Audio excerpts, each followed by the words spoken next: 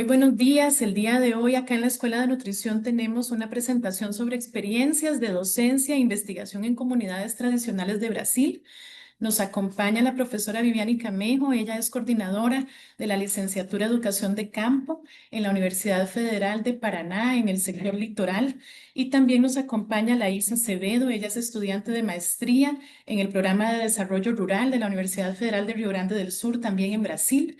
Ambas están realizando actividades académicas junto con nosotros en la Escuela de Nutrición y pues son procesos de internacionalización que esperamos también puedan surgir nuevas acciones para años futuros. Entonces, bienvenidas a ustedes y vamos a escuchar sus presentaciones e intercambios de experiencias. Gracias.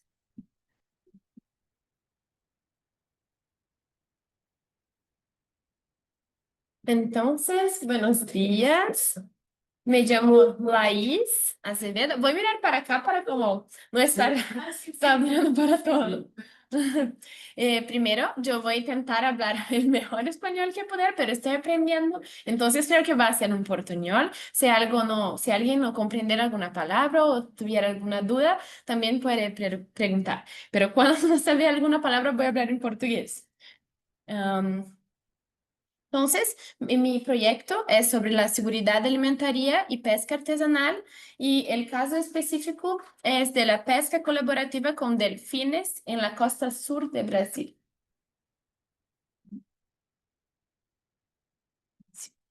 Aquí solo una presentación, mi nombre es Laís, entonces como ya fue hablado, soy nutricionista y maestranda en el programa de desarrollo rural que está ubicado en Porto Alegre, en Rio Grande do Sul, en Brasil. Aquí son mis profesores de PGDR, que es mi programa, todos que están me ayudando y participando del proyecto y el proyecto de movilidad académica. Este programa de CAPES, Abdias Nascimento, en la Universidad de Costa Rica, como la profesora Chile. La propuesta, el objetivo del proyecto son interacciones académicas, entonces, entre Brasil y Costa Rica, que involucran alimentación, diversidad e inclusión. Entonces, aquí más una para contextualizar dónde surge mi proyecto.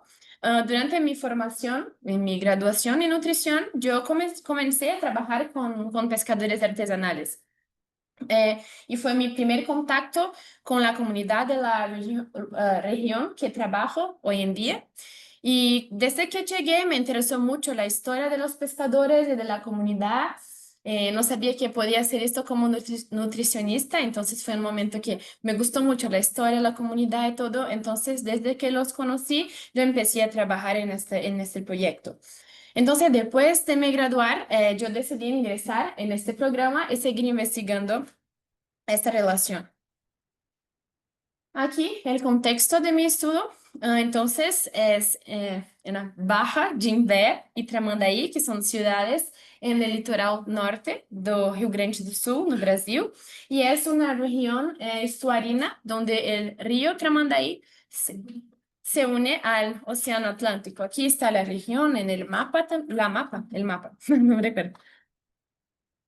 La comunidad que yo trabajo entonces son familias de pescadores artesanales con más de 125 años de tradición y ellos han transmitido su conocimiento sobre la pesca de generación en generación. Entonces sus padres y abuelos ya sabían, entonces acompañó hace mucho, mucho tiempo y la mayoría aprendieron desde la infancia. Entonces hago aquí algunas fotos también que son públicas. La práctica central, entonces, es la pesca colaborativa. ¿Pueden ver? Sí. De delfines de la Gile. Entonces, esto creo que es lo que hace única a esta comunidad, porque esto pasa, creo que en 3 lugares del mundo, 2 están al sur de Brasil, que es una pesca colaborativa, pero es una práctica muy ancestral, con más de 125 años de historia, donde humanos y delfines cooperan para capturar taínha. Entonces, trabajan juntos para capturar la taínha, que es un pez de gran valor alimentar en la región y cultural también. Es muy gracioso porque los pescadores reconocen todos los delfines y todos tienen nombre, entonces reconocen individualmente. Todos tienen nombre, saben todos que están. Entonces los pescadores miran un delfín y saben quién es, saben la madre, saben quién son los hijos. Entonces les ponen nombres, los identifican por las marcas en sus aletas dorsales y también por otras características. Y eso demuestra entonces este vínculo que ellos tienen de confianza, de respeto y reciprocidad entre especies. Entonces, más allá de una técnica de pesca, representa un modo de vida de esta comunidad, que es un sistema alimentario local basado en la cercanía con el ambiente, también alto consumo de pescado y solidaridad entre familias. Pero hoy la comunidad enfrenta muchos desafíos que voy a mostrar después, como urbanización, pesca industrial, la pérdida de espacio tradicional, pero sigue resistiendo y manteniendo su identidad y su relación muy cercana con el mar. Aquí es como, hay un video, no sé si ¿puedo? Sí. Es un video corto, yo creo.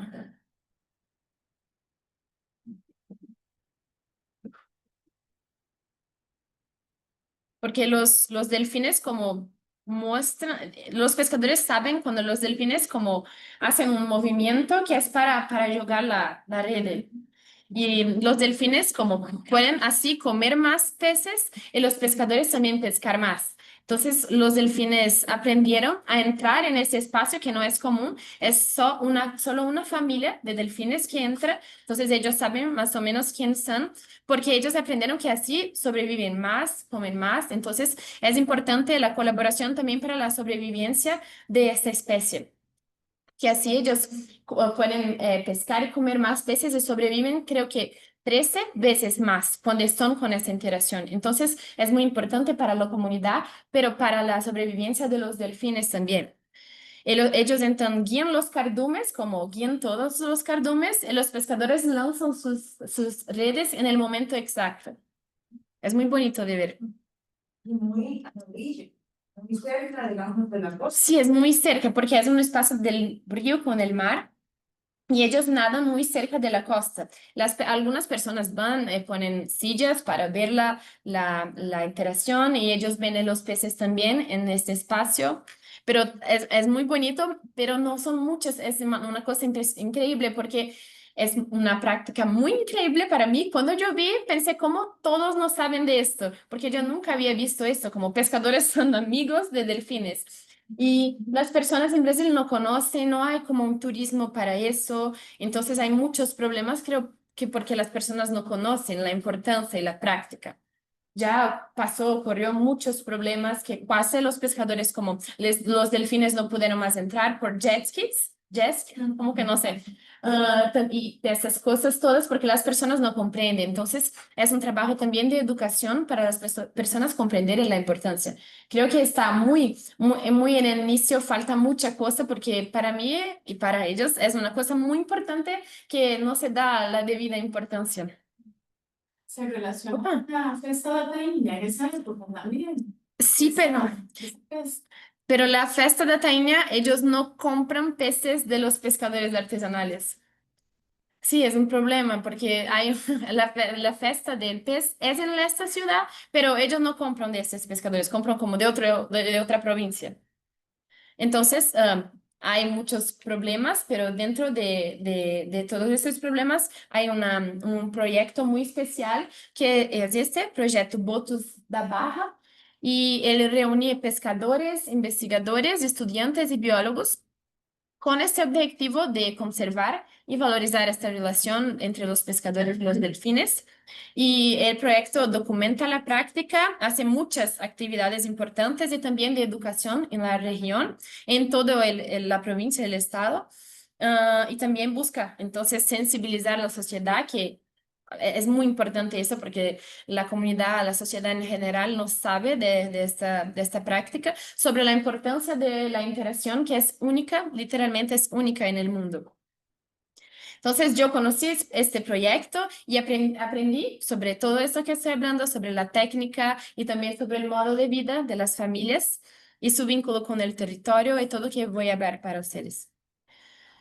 Entonces, una de mis primeras actividades fueron mi trabajo de conclusión, mi proyecto de conclusión de graduación, que fue en colaboración con el proyecto Votos da Barra. Entonces, fue el primer trabajo que empezamos a colaborar juntos la Facultad de Nutrición de la URGS con el proyecto Votos da Barra, que es en otra ciudad. Entonces, empezó esta colaboración con estos dos cursos. Entonces, en este estudio, yo analicé potencialidades y desafíos de incluir pescado proveniente de esta pesca en la alimentación escolar de la región, de la ciudad, a través de este programa que voy a explicar un poco, que es el Programa Nacional de Alimentación Escolar. Y también, no solo esto, hicimos muchas entrevistas, círculos de diálogos que surgieron mucho más cuestiones que creo que son eso que posibilitó que yo entrase en la maestría y continuaste este proyecto, porque hay muchas cosas para hacer. Entonces, en mi proyecto inicial, como yo quería hacer todo, porque había muchas posibilidades, porque no hay pesquisa de nutricionistas todavía, no había. Ahora sí.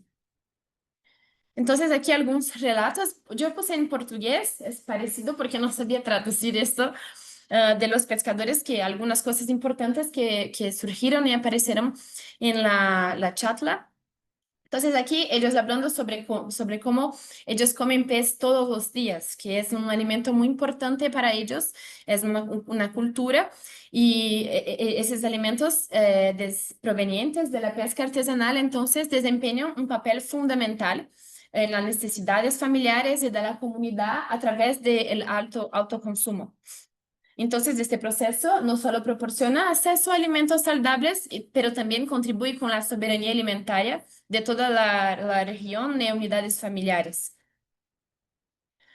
También se habla mucho siempre sobre su relación con la naturaleza, porque vive muy cercano de la naturaleza, expresando ese vínculo emocional, mismo siendo una ciudad relativamente grande y urbanizada, ellos mantienen una relación con la naturaleza.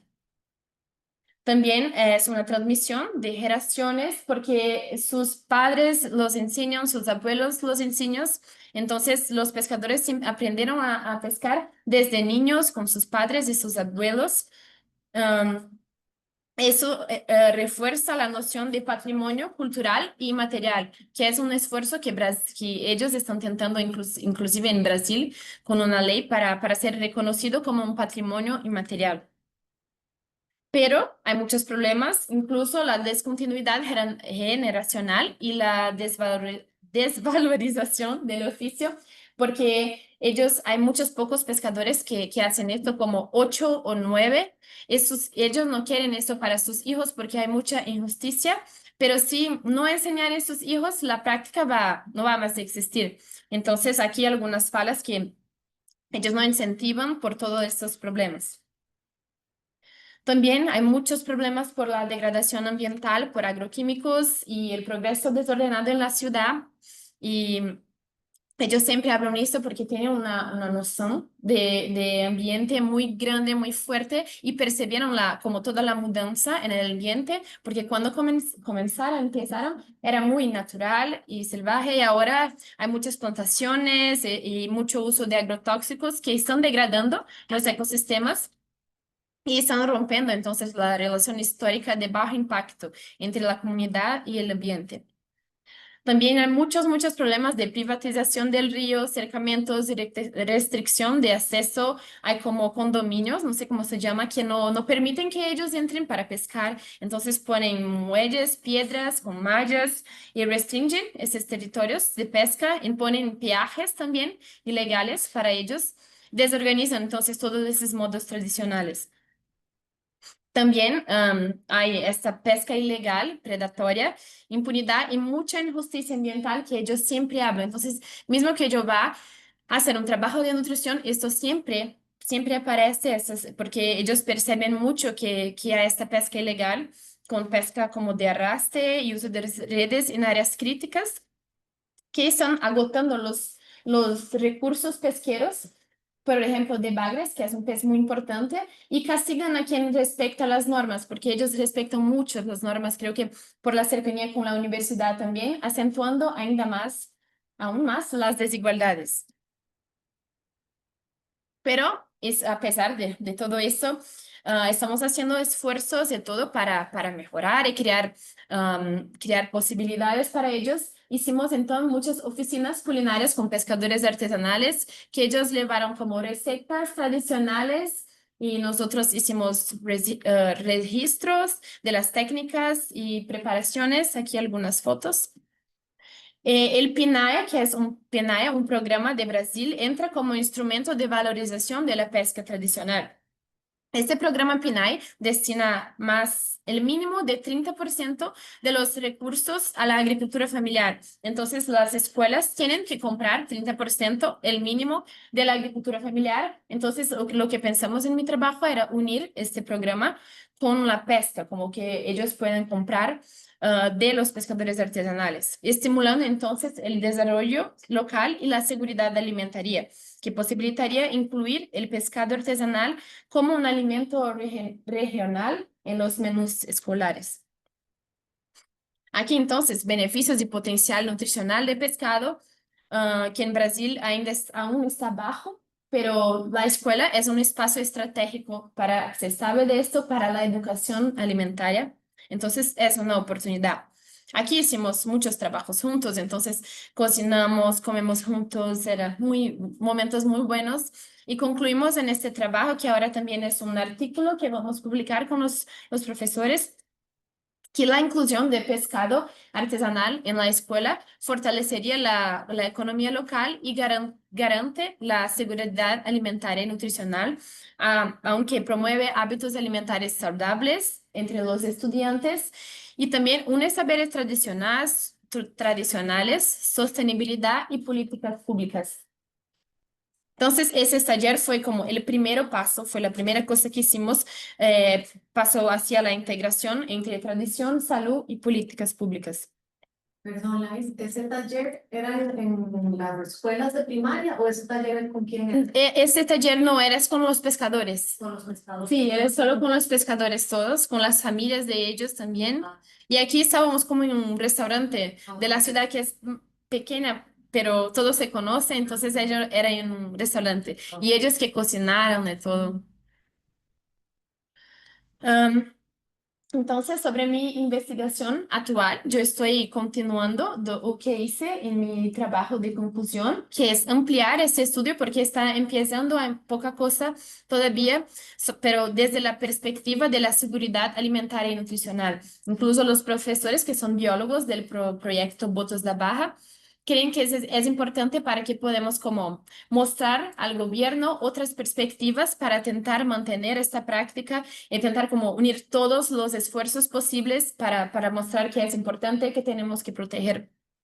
Entonces, el objetivo es entender cómo la pesca colaborativa contribuye a las diferentes dimensiones de la SAN, la nutricional, cultural, social y ambiental.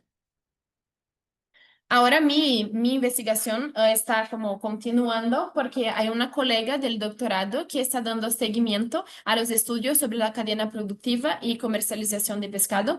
Entonces, ella está continuando el trabajo de incluir en las escuelas. Está haciendo un trabajo muy bueno, muy bonito, muy importante. Y ella ya tiene experiencia con esto, entonces está continuando este trabajo que amplía la comprensión sobre los desafíos y las potencialidades de la pesca y creemos que en conjunto estos estudios forman como un corpus de conocimiento que conecta ciencia, territorio y políticas. Entonces, mi tesis de maestría profundiza esta análisis de la pesca colaborativa desde la perspectiva de la SAN, que permite abordar dimensiones interconectadas como acceso, disponibilidad, utilización, estabilidad y sostenibilidad. Este enfoque entonces revela que el pescado artesanal es más que un alimento, también es identidad, ingreso y autonomía territorial. Pensamos que la importancia de este estudio y sus aportes son para valorar las prácticas tradicionales. Entonces estamos uniendo esfuerzos para valorar esas prácticas como estrategias reales de soberanía alimentaria. Contribuir también con el debate mucho importante sobre sistemas alimentarios sostenibles y circuitos cortos de producción. Reconocer que está como tarde para hacer eso, pero todavía estamos intentando reconocer la pesca cooperativa con delfines como un patrimonio cultural y ambiental y reforzar el papel de la academia en la defensa de modos de vida amenazados. Entonces, ¿por qué creemos que es importante esta investigación? Porque la SAN integra dimensiones nutricionales, culturales, sociales y ambientales. Y los pescadores artesanales son como guardianes de la biodiversidad y la cultura, y ellos saben de esto, y a pesar de todas las dificultades, ellos siempre dicen que no sabrían cómo vivir de otra manera, como en otra ciudad, porque les gusta mucho los delfines y el ambiente que viven.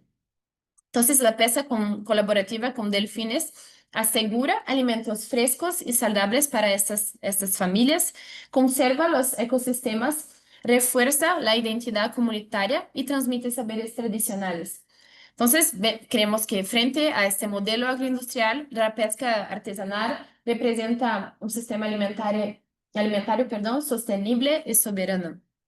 Y reconocerla en el campo de la salud, que es lo que estamos haciendo, permite ampliar el concepto de alimentación adecuada, incorporando todos esos conceptos de territorio, cultura y sostenibilidad. Obrigada.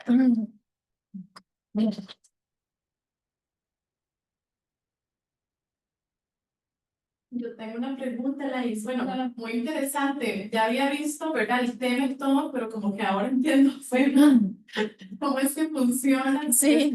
Práctica con delfines, porque la verdad es que no podía entenderlo. Gracias por el video y todo eso. Me gusta. No puedo imaginar ese momento, ¿verdad? Ustedes en el PENAE han avanzado muchísimo con la agricultura familiar. Aquí nosotros estamos con muchos problemas en ese sentido de compra de la agricultura familiar. En este caso, digamos, ¿cómo has visto ese proceso de, digamos, de pesca y lo que sigue? Por ejemplo, hasta llegar al PENAE. ¿Cómo es, por ejemplo, esa cadena de frío, ¿verdad? En esas zonas, digamos, cómo es que se puede cuidar esa parte de inocuidad de sangre? Sí, este es un problema, de hecho, que la doctoranda está intentando porque ella trabaja en una escuela y con el PNAE directamente, pero hay problemas porque para caracterizar como artesanales, los pescadores no pueden, ¿cómo que digo? Como no pueden hacer el mantenimiento, no pueden hacer como filet, no sé cómo se llama. Manipular. Sí, no pueden manipular el pez, entonces no podrían vender como el pez como, ¿cómo que llamo esto? Filet, sí. ¿Filet? Sí, no pueden vender así, pero venden en sus casas y no podrían vender para las escuelas porque no se puede y no hay una agroindustria en la ciudad. ¿Qué es lo que Raquel, esa doctoranda, está intentando hacer? Porque con una agroindustria, entonces los pescadores venden, pasan para agroindustria, entonces se vende para la escuela. Entonces están haciendo un gran esfuerzo también para incluir las comunidades tradicionales de pescadores, porque en Brasil ellos no son tan organizados cuanto como quilombolas o indígenas, entonces no son tan unidos con otras comunidades para unir esfuerzos. Pero ahora con este proyecto de Botos da Barra, están uniendo como todo lo que se puede con la academia y con ellos y con las nutricionistas para intentar resolver todo esto porque son muchos procesos burocráticos, principalmente en una escuela de niños. Entonces, creo que no sé si es esa la pregunta. Entonces la universidad está apoyando. Está apoyando. La escuela de nutrición. Sí, se uniendo ahora la escuela de nutrición con el Seclimar, que es la parte del proyecto Botos da Barra, que son biólogos, entonces están se uniendo y intentando hacer esto. La profesora Luciana trabaja trabaja en el SECANE, entonces trabaja con escuelas, sabe todo de esto y ellos están intentando como cada vez más mejorar para que se pueda hacer eso. Y a mí también me surge, o sea, ¿cómo funciona realmente? Porque yo jamás me imaginé que fuera pinche, ¿verdad? Y las personas están deseando estar cerca del delfín. Incluso en México, el Turi, ¿verdad? Favorito de todas las personas no dan delfines. Sí. Entonces, ¿cómo hacen para, digamos, para cuidar ese espacio para la pesca? Porque es muy, muy cerca, o sea, ahí podrían estar todas las personas junto con los delfines. Es como, voy a mostrar esta imagen. Opa.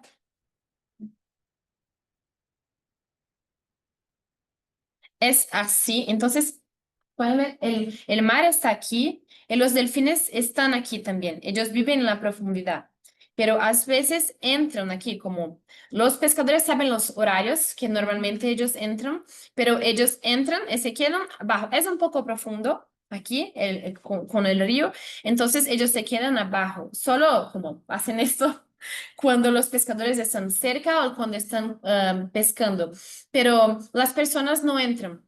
No, creo que saben cuando hay delfines, no sé si por miedo, pero no entran para nadar con ellos y todo. Entonces creo que es una cultura, porque no hay turismo en eso. Entonces no.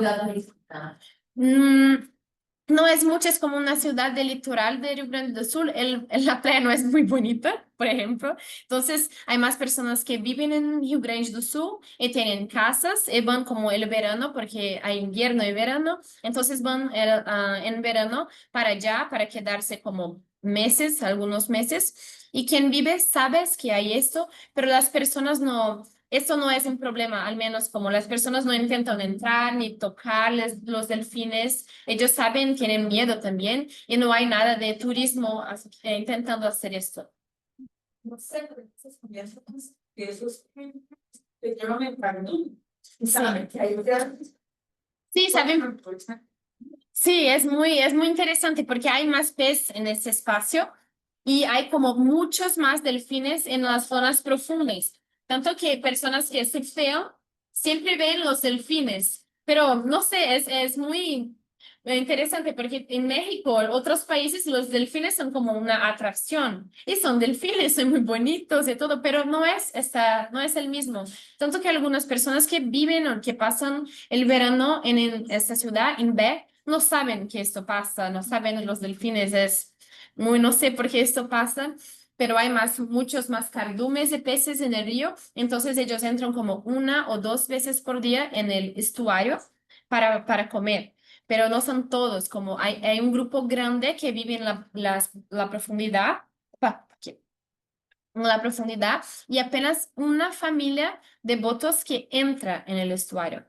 Hay una bióloga, Elisa, que es bióloga del proyecto, que está estudiando la comunicación, como cómo que ellos se comunican, es como dicen un para el otro que se puede entrar, porque solo una familia entra. Entonces los demás no entran, no sé si no pueden o si no saben. Entonces ella está estudiando cómo que ellos se comunican para enseñar también esta práctica, porque de hecho ellos saben hacer, ellos saben quiénes son los pescadores y saben cuándo, cómo avisar para jugar la red.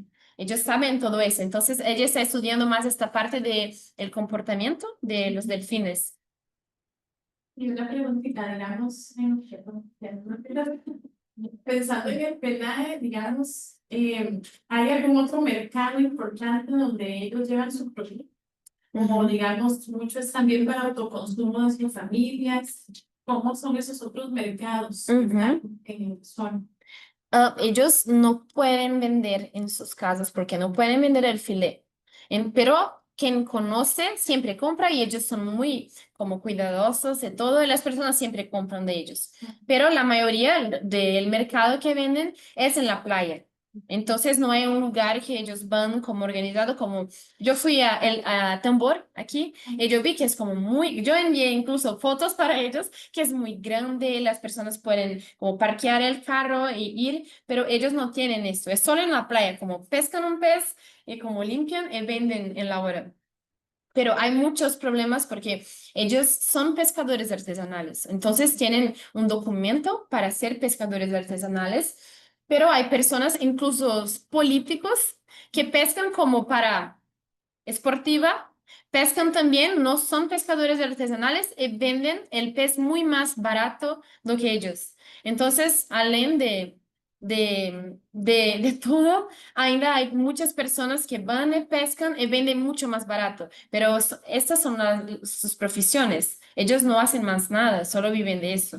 La es que me quedo pensando podemos ver una foto, hay momentos, equipo, por ejemplo, una lancha, una manga, Ellos solamente de hecho, ellos tienen barcos pequeños y por algunas veces van más al fondo y viajan también más al fondo para pescar de otras formas, con redes mayores. Pero casi todos, la mayoría de su trabajo es con los botos. Entonces pescan como por la noche, a algunos les gusta más como pasar toda la noche en el estuario pescando también. Pero no tienen muchos equipos, es muy artesanal. Y, perdón. Sí, no, no. Entonces la venta es más que todo como a personas ahí en Ujú. la playa. No hay como un sistema, como un mercado o algo así donde como que le vendan a restaurantes. No.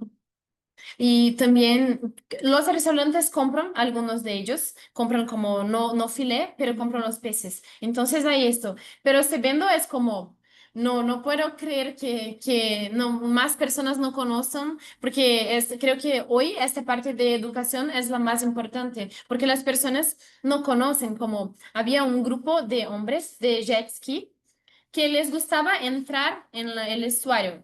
Y ellos estaban como peleando para intentar y entrar, hablando con políticos de con la ciudad para entrar en el estuario. Pero cuando esto empezó, los delfines no entraron más en el estuario por el ruido y todo.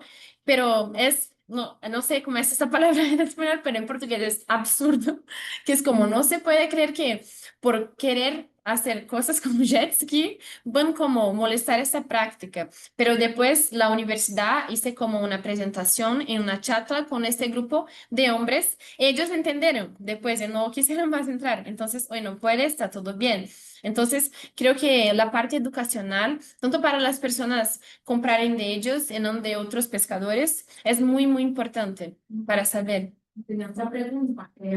No sé qué tanto problema es en Brasil como la importación masiva de pescado, porque yo sé que aquí en Costa Rica menos cada vez se ve más Sí, y más pescado, digamos, obviamente desde China. de China, sí. Es que ha afectado, digamos, yo soy de una zona costera de Sí, ¿de qué? Pues, ahí había una empresa muy grande, no sé, hace muchos años, y es mi empresa, y ya quebró, sí, quebró, y entonces no sé si eso qué tanto problema es en la Sí. o Sí, los pescadores de tambor también me dijeron sobre los chinos que vienen y pescan como con grandes embarcaciones y allá también hay problemas, como hay grandes empresas de embarcaciones extranjeras también que pescan como con redes de arrastro, no sé cómo se llaman, pero redes de arrastro, que pesca todo, como delfines también, ballenas, todo.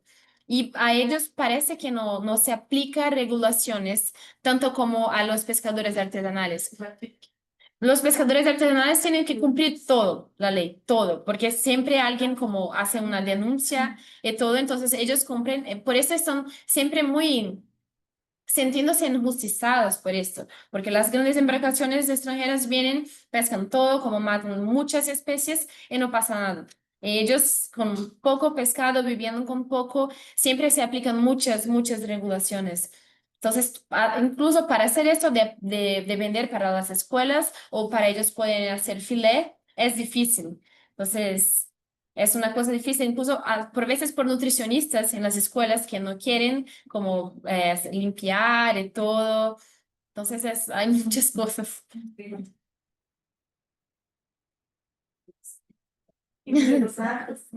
Perdón, pero es que tenemos ahorita un estudiante, ¿la conociste? El día de la práctica que está trabajando Ajá, con el sí, de... sí. Ujú. Sí. Carolina se llama y ella está en el mercado de... ¿no? Ah, pero ustedes se reunieron con ella Ujú. aquí allá.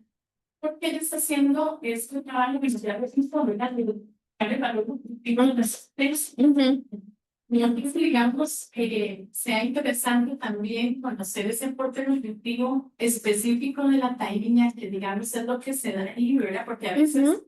pensamos que todos los peces y las especies del mar tienen una composición muy similar, Ujú. ¿verdad? Muy parecida, pero puede ser que tenga algo aquí que sea como, digamos, un incentivo, ¿verdad? Sí. Para el consumo o para, digamos, la propia alimentación que se llegue a tener.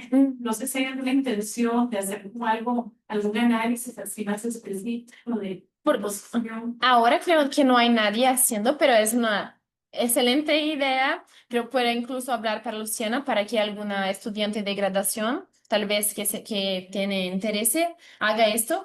Creo que aquí, yo, pelo que estoy percibiendo, los laboratorios son como mejores para hacer ese tipo de trabajo.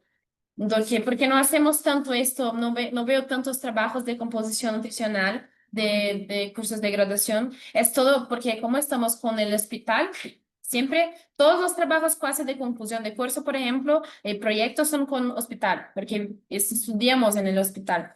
Pero tenemos un laboratorio que es un poco lejos, pero es una idea muy buena, incluso porque hoy en día hay un apelo muy grande para cosas saludables, de todo. Entonces es una idea muy buena para incluso hacer educación sobre ese valor nutricional. Pero ahora no, creo que no hay nadie haciendo esto. Pero voy a hablar para, para las profesoras. Gracias.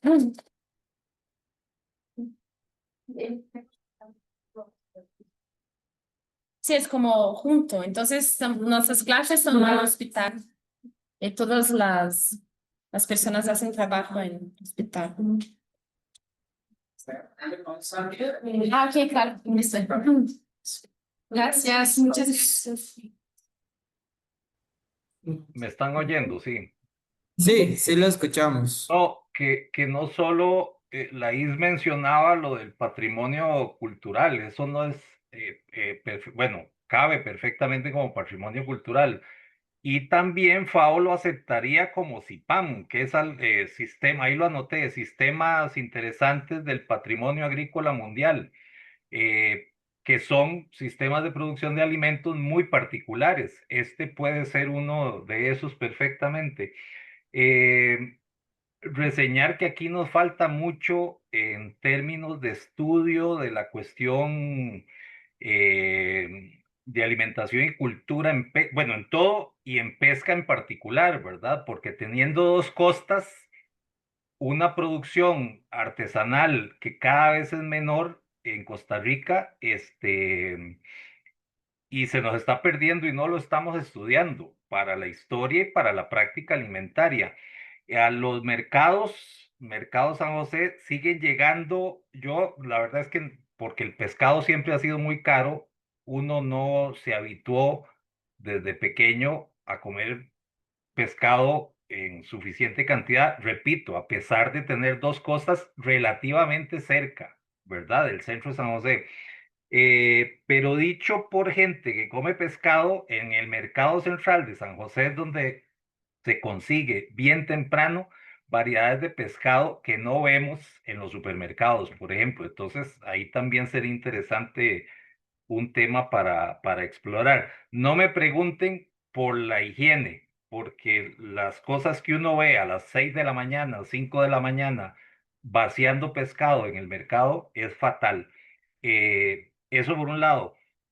Está también todo lo que es recolección de moluscos, chuchecas. Todavía están ahí las chuchequeras, gente que tiene esa cultura y repito, cada vez es menos porque ya no da para sostener una familia como lo fue antes, pero la práctica sigue ahí y es parte de lo que comimos. Señalar también que en tiempos precolombinos los cacicazgos trataban como diera lugar, de hecho eran muy belicosos para tratar de defender sus territorios desde la costa hasta la tierra adentro. Si uno viera un mapa de los cacicazgos del siglo XVI va a encontrar esa particularidad. Trataban de tener siempre costas, a pesar de que su territorio, su cacicazgo se extendiera hasta el centro del país.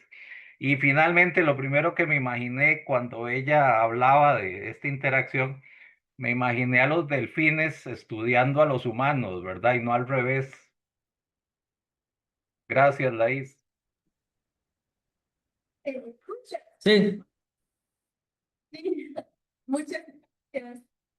En esta parte de siempre los pescadores, de hecho, de la pesca artesanal, hablan de la higiene del mercado público de Porto Alegre, por ejemplo, que ellos siempre hablan que un pescado muy más fresco, de muy más limpio, de todo, porque no se tiene olor ni nada. Entonces son muy higiénicos, de siempre hablan de los mercados grandes, industriales, que hay veces como que no son tan frescos, un poco viejos también. Pero sí, yo también ahora los delfines cambiando los modos. Sí. Bueno, profe, Gracias. gracias.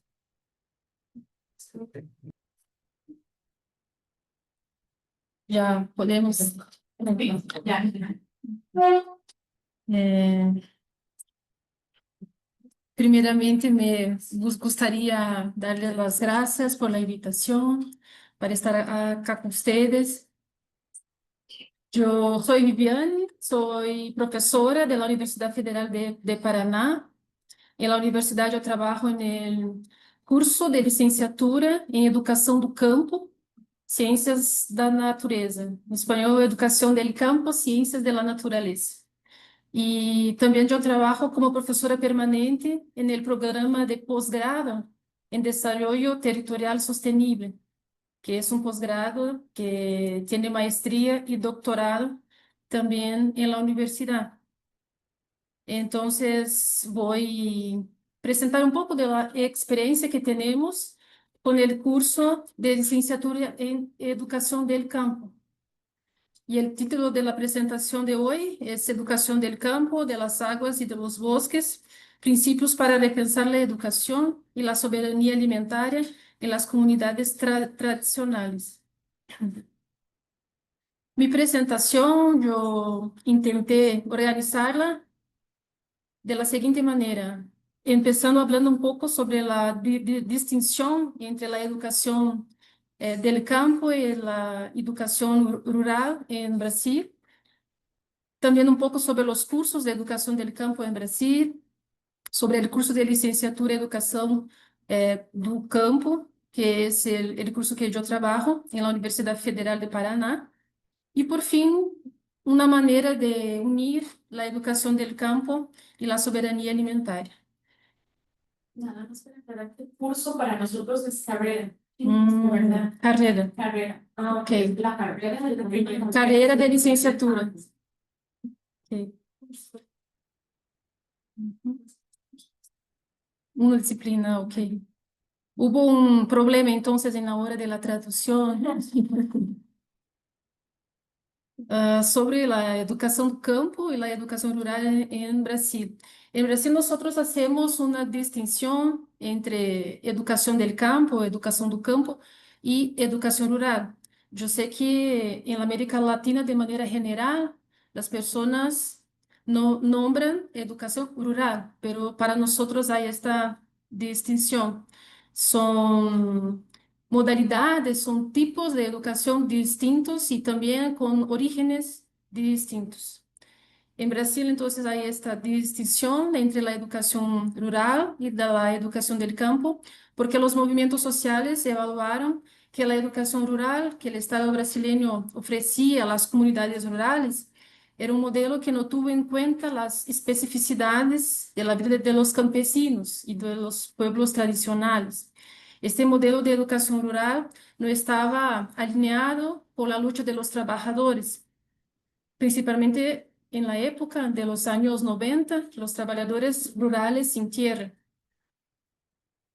También partimos de que la educación rural es una educación que impone los valores urbanos a la escuela rural.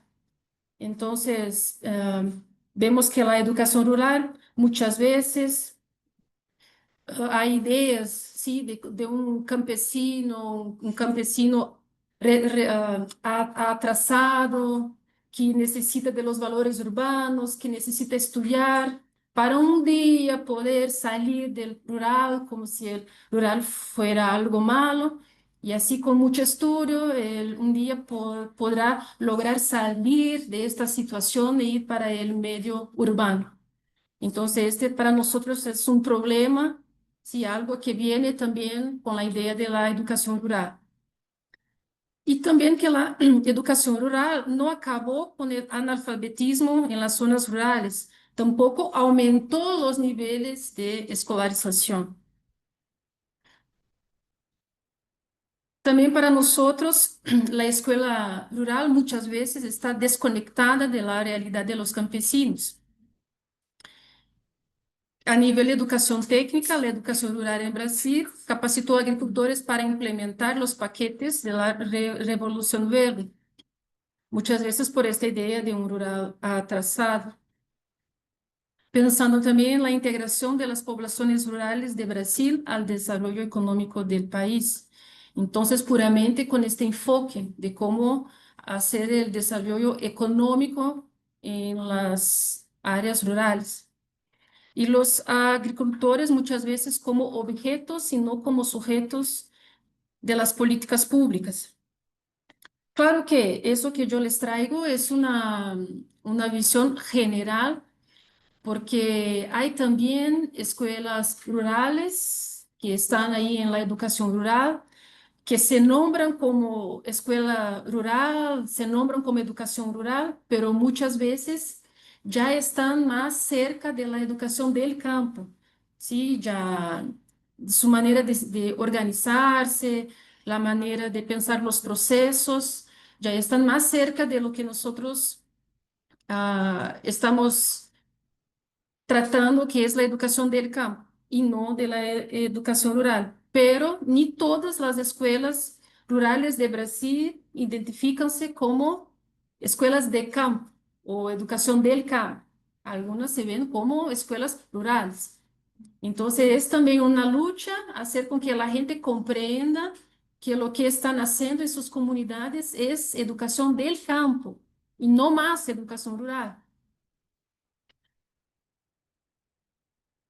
Entonces, aquí hay una citación que la educación rural funcionó como instrumento formativo tanto para una mano de obra disciplinada, destinada al trabajo rural asalariado, quanto para formar consumidores de produtos agrícolas generados por el modelo agrícola importado. Para ello, era necesario anular el conocimiento acumulado a través de la experiencia sobre el trabajo de la tierra, como el conocimiento de los suelos, las semillas, los fertilizantes orgánicos y también sobre los pesticidas. La educación del campo, a educação do campo para nosotros es un fenómeno de la realidad brasileña actual, protagonizado por trabajadores del campo y sus organizaciones, cuyo objetivo es influir sobre la política educativa desde el interés social de las comunidades rurales campesinas. El término educación del campo empezó por la discusión del movimiento de los trabajadores rurales sin tierra sobre la educación básica del campo. Eso en los años 1990, debido a la necesidad de un modelo de educación que estuviese de acuerdo con las perspectivas del movimiento. A partir del inicio de los años 2000, el MST y otros movimientos sociales y organizaciones campesinas consideraron que la lucha no era apenas por la educación básica, o sea, en Brasil sería como preescolar, primaria y secundaria. Para nosotros, la educación infantil, ensino fundamental y ensino medio, sino también debería involucrar la educación superior. Y nosotros llamamos educación del campo, pero también hay un movimiento dentro de la educación del campo que dice, no, no es solo educación del campo, pero también educación de las aguas y de las aguas y las florestas, ¿sí? De las aguas y de los bosques. ¿Por qué? Porque ni todas las comunidades campesinas, o sea, ni todas las comunidades que están en el rural identifican-se también como campesinas, pero también identifican-se como pueblos de las aguas, los pescadores, por ejemplo. Hay una comunidad tradicional en Brasil que trabajamos, que son los caiçaras, que muchas veces no se ven como pueblo de los bosques, pero también no se ven como pueblos del campo, no se ven como campesinos. También las comunidades quilombolas muchas veces no se ven, né, como comunidades campesinas, sino pueblos que están más cerca tal vez de los bosques, así como comunidades indígenas también.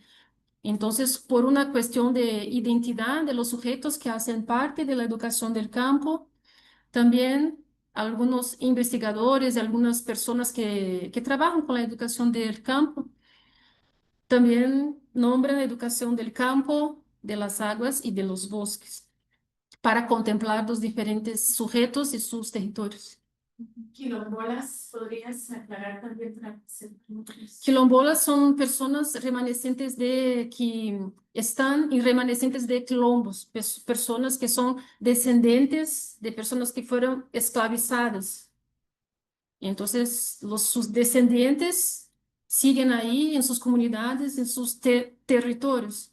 Y los quilombos se formaron con estas personas que huyeron, huyeron de las facendas, de las haciendas, salieron de ahí y fueron a esconderse para intentar vivir libres. No puede ser, pero es Afrodescendientes, sí.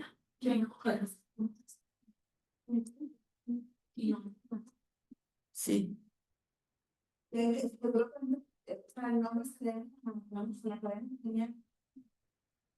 No sé, hay muchas interpretaciones. Si yo les hablo una, puede ser que no estoy hablando el correcto. Entonces, la educación del campo entonces involucra todos los niveles de enseñanza, involucra la educación formal, la escuela y la universidad, y también la educación no formal, como la extensión rural, la educación ambiental.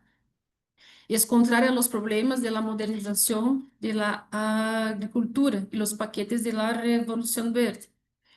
O sea, intenta superar eso.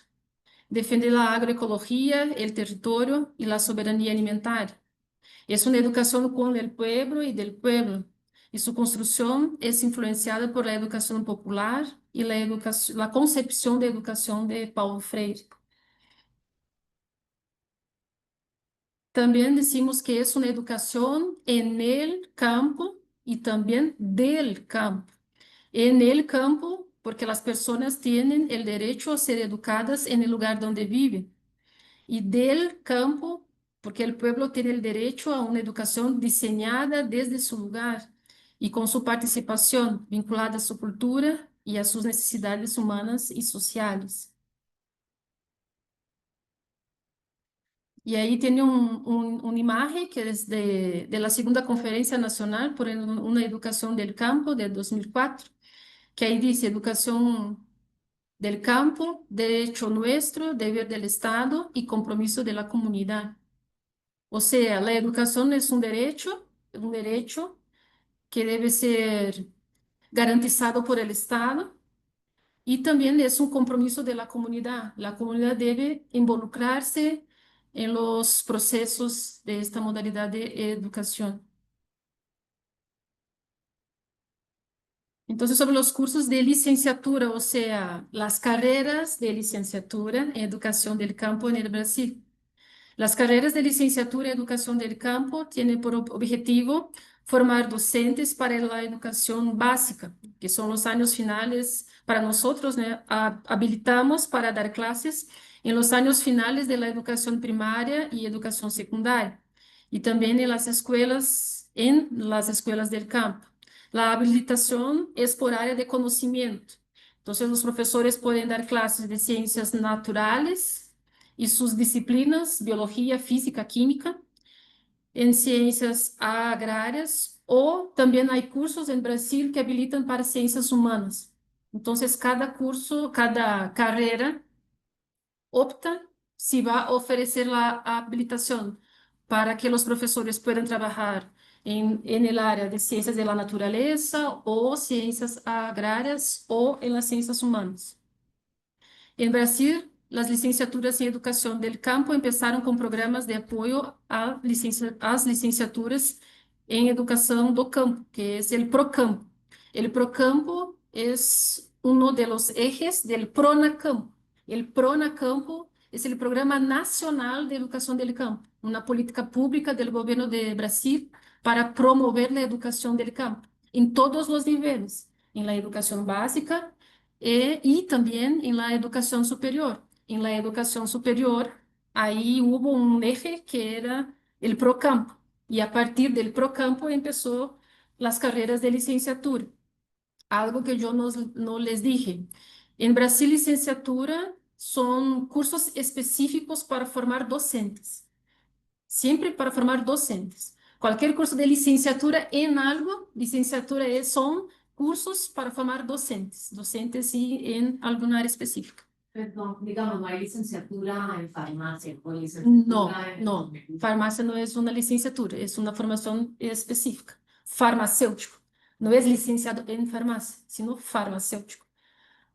Pero Pues- docentes a nivel como docentes como en una escuela o un colegio. Sí, para la educación básica, Para la porque educación para la educación superior no necesita ser licenciado. A veces las carreras de licenciatura abren cupos para profesores que tengan licenciatura en su formación, pero ni siempre. Por ejemplo, una persona puede ser licenciado en química, o sea, tiene una formación para dar clases en la enseñanza básica de química y o puede también tener bacharelado en química. La diferencia es que el bacharelado, o sea, el bacharel en química no puede dar clases en la educación básica. Solo se hace una carrera de licenciatura en química. A veces la gente hace los dos o a veces son otro. Pero en algunos casos la gente que tiene licenciatura puede dar clases, pero también puede trabajar como químico, como biólogo, como físico. Entonces, esa es un poco la diferencia. Por lo general, puede ingresar en los cursos de las carreras de licenciatura y educación del campo, personas que hayan terminado la educación básica y hagan parte de uno de los grupos atendidos por la política pública y hayan sido aprobados en la selección de estudiantes.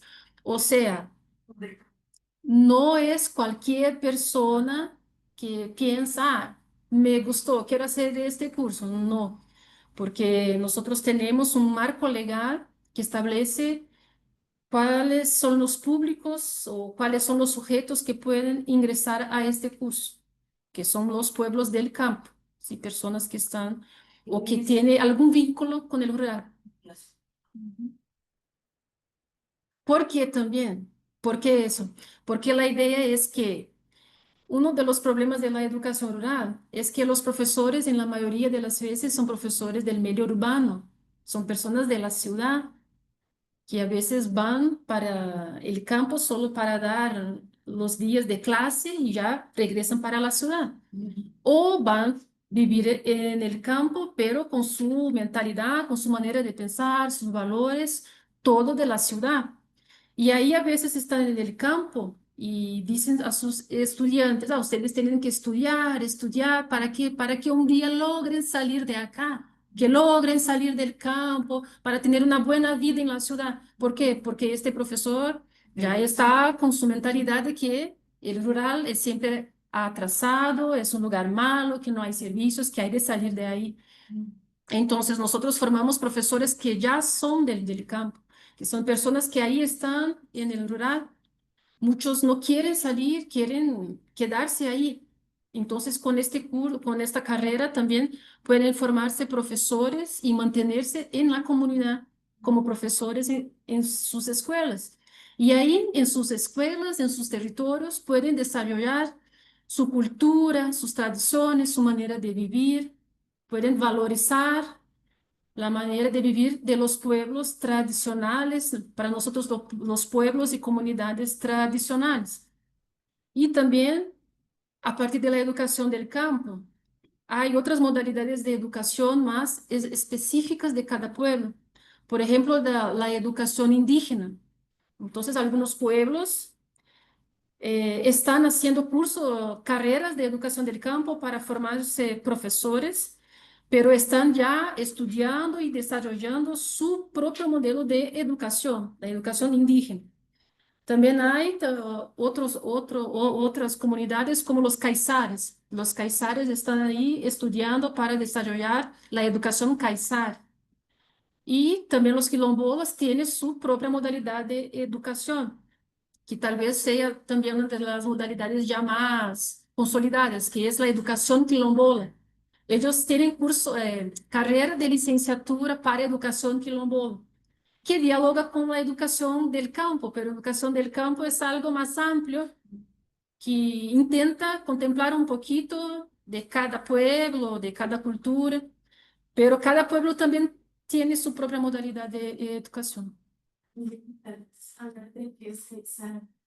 Sí, después voy a hablar un poquito de los pueblos. Probablemente hay más de 70 cursos de modalidad presencial de licenciatura en Educación del Campo. Yo hablo probablemente porque yo intenté ingresar en el sitio web del Ministerio de la Educación para tener el número exacto, pero estaba fuera del aire. Pero es más de 60, pero probablemente menos de 80, entonces yo creo que unos 70. Y todos son vinculados a instituciones de educación públicas, en su mayoría federales, la mayoría. Y ahí son, bueno, yo se llamo mi docente cuando en una misma aula que están en primer, segundo y tercer grado, ahí también hay, son más grandes la población de estudiantes. No comprendí. ¿Me podría repetir? Sí.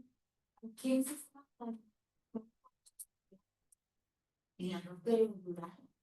de un profesor?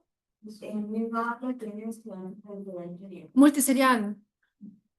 Sí, la educación del campo también hay en los pueblos rurales, hay escuelas que tienen grupos de estudiantes multiseriados.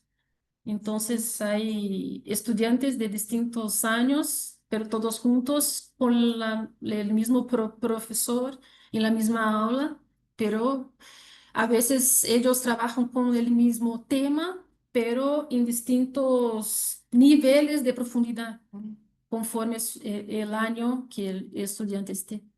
Aquí se le llama escuelas unidocentes, porque Multidocentes. para Ah, entonces, no es como yo creo, ¿verdad? En lugares muy rurales, muy alejados, muy alejados.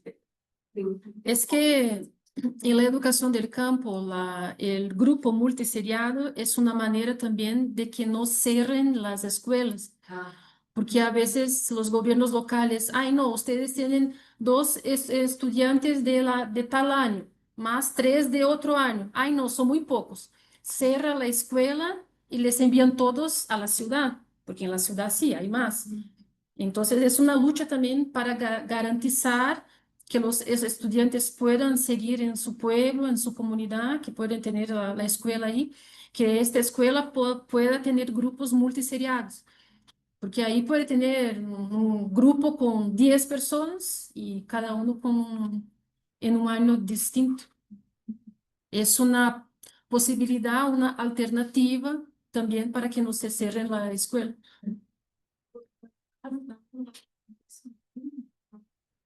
nada, sí.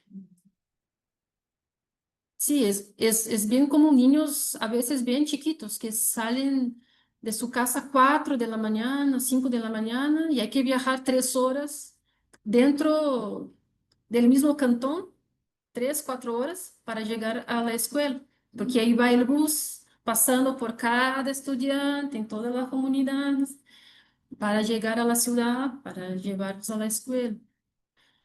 Entonces, y esto, bueno, sabemos que hay muchos problemas. Los niños llegan cansados, ya no aguantan, ¿sí? Y a veces no hay transporte, a veces hay que caminar. Entonces son muchas, en Brasil es un país gigante, entonces hay muchos distintos realidades, ¿verdad? Distintas realidades. Y un poquito sobre la Universidad Federal de Paraná, que es esta universidad que yo trabajo, es la universidad donde está esta carrera de educación del campo. Es una universidad pública federal, es la más antigua de Brasil, 112 años. Tenemos más de 3.000 servidores técnicos, más de 2.000 docentes, cerca de 30.000 estudiantes en 122 carreras de grado y 40 programas de posgrado. números aproximados.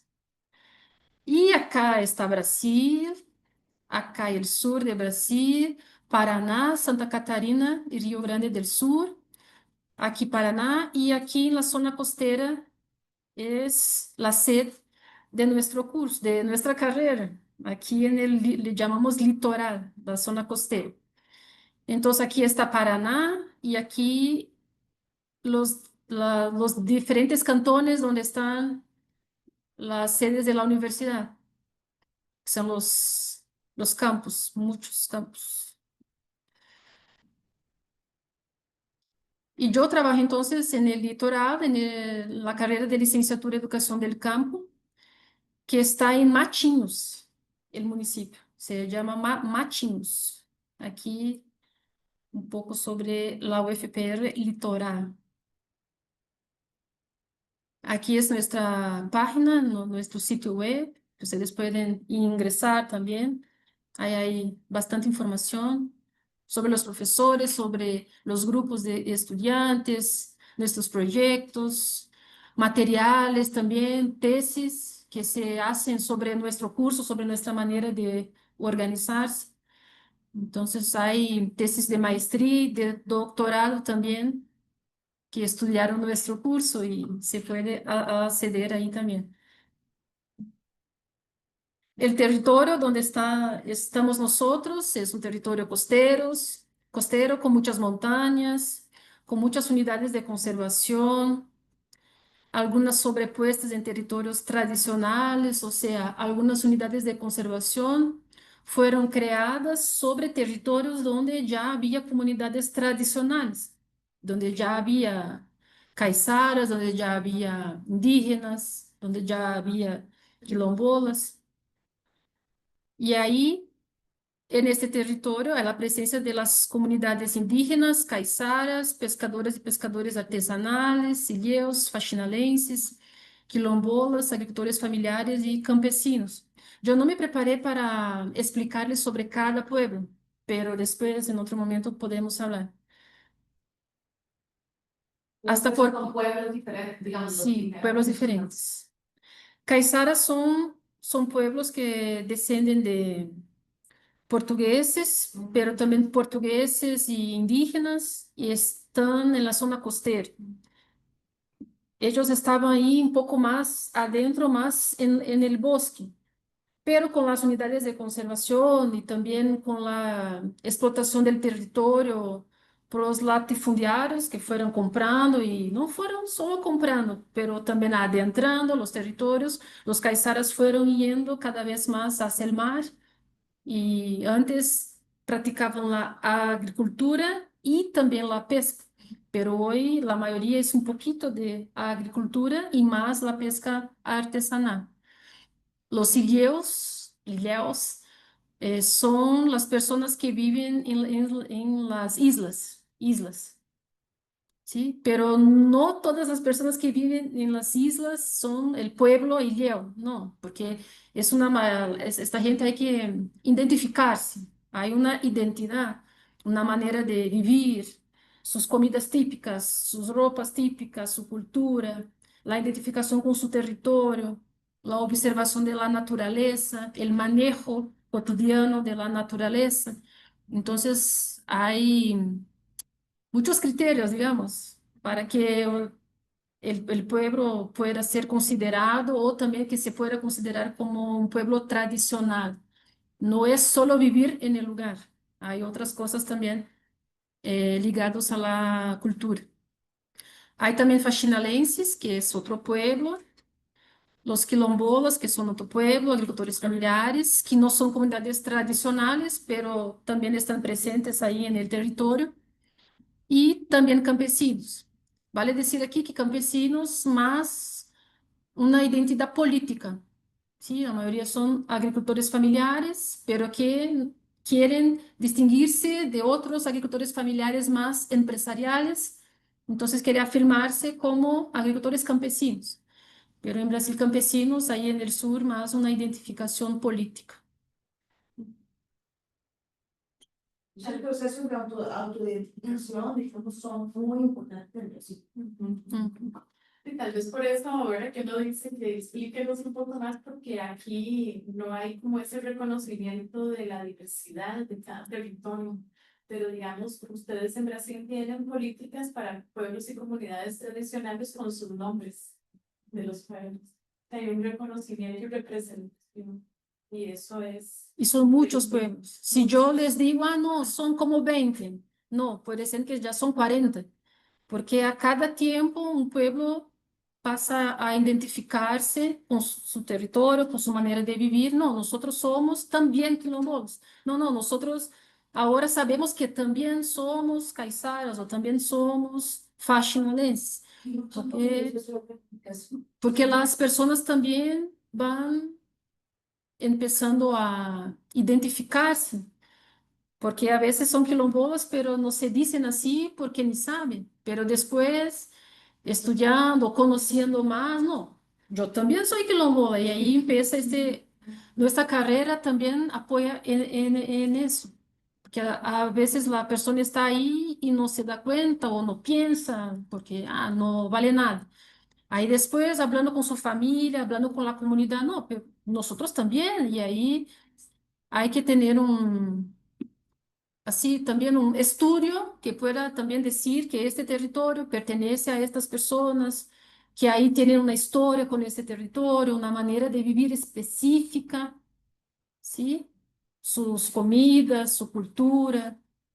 Si no es cualquier persona que está ahí, no, yo quiero hoy, yo seré tal pueblo, no. Hay toda una política, criterios que establecen estos pueblos. Perdón, porque así también pueden accesar políticas específicas que van a ayudarlos. Ellos no saben los accesos que tienen, ¿no? Sí, muchas veces la carrera apoya en eso, justamente, para que al identificarse también puedan acceder a políticas públicas, ¿sí? Específicas para su pueblo, para su manera de vivir.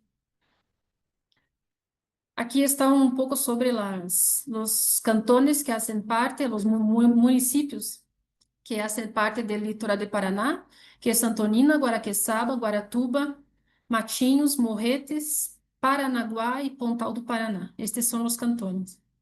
Son 7.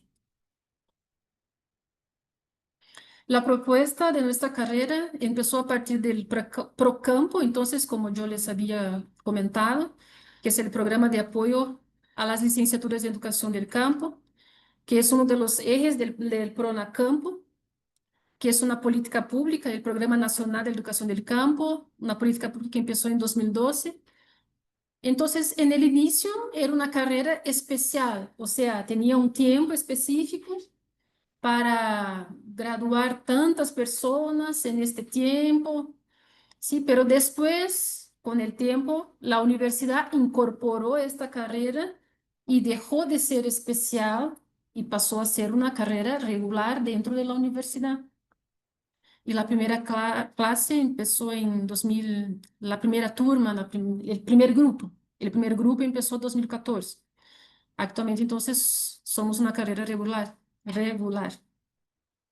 Y nuestro curso forma para las ciencias de la naturaleza, que, como yo les había comentado, que es una de las áreas de formación por área de conocimiento. Aquí un poco sobre una aula de laboratorio, una clase de laboratorio, pero nosotros tenemos muchos recorridos que hacemos, né, as saídas de campo, también vamos visitar parques, comunidades, territorios. Sí, hacemos muchas actividades con ellos, siempre haciendo esta relación del contenido, de lo que estamos hablando ahí en las disciplinas, le llamamos de los módulos. Entonces, lo que estamos hablando, también hacemos actividades prácticas. Entonces, ellos, además de tener las clases, también están en los territorios, también están haciendo recorridos y aulas de laboratorio, de biología, física, química. Es un curso, una carrera presencial, gratuito, porque en Brasil la universidad pública es gratuita para todos, es universalmente grátis. Es un régimen semestral en tiempo completo. Estamos organizados en el régimen de alternancia y también en la itinerancia, que después le explico mejor. Tenemos al total de 40 vacantes por año. Nuestro curso tiene cerca de 3.400 horas y las personas para finalizar necesitan terminar en mínimo 8 semestres y máximo 12. Somos 15 profesores. No les había comentado, pero creo que Marianela comentó en algún momento que yo soy coordinadora en este momento, coordinadora de la carrera. Somos 15 profesores, 6 de las ciencias de la naturaleza, yo soy del área de biología. También tenemos profesores de ciencias agrarias y también de las ciencias humanas, con estas formaciones que yo les traigo. Y sobre nuestro proceso de selección de estudiantes, él es anual y distinto de lo general de la UFPR. O sea, nosotros no hacemos el vestibular, que llamamos El examen de admisión. examen de admisión general de la universidad. Nosotros tenemos nuestro proceso específico, que los propios docentes del curso, nosotros, es que hacemos todo el proceso. La universidad nos apoya, tenemos una convocatoria que va para un sitio web, tenemos el núcleo de concursos de la universidad que nos apoya, que nos ayuda en todo este proceso, pero las pruebas, las correcciones, este proceso es desarrollado por los docentes. Y aquí están las categorías.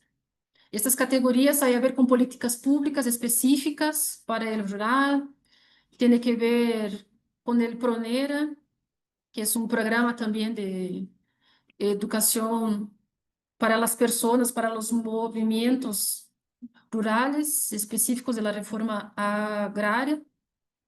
Y ahí tenemos estas 5 categorías. Y cada año se establece cuáles serán los criterios de evaluación. Entonces, a veces certificado de notas o examen, o hacemos alguna entrevista, o ellos también pueden entregar un memorial, una historia de vida. Depende, cada año pensamos cómo va a ser este proceso de selección. Pero todas las categorías son personas que viven en el campo o que trabajan en el campo o que tienen algún vínculo con el campo. Entonces, con la agricultura familiar, con los pueblos y las comunidades tradicionales. Para, digamos, generar las categorías, como varían cada cierto tiempo, ¿por qué varían? Porque ustedes saben de alguna solicitud que hay de personas que ingresan y que tienen ciertas características, si es parte de la universidad incluirlos o cómo es No. que se generan las categorías. Estas 5 categorías son las mismas desde la primera convocatoria. Siempre las mismas.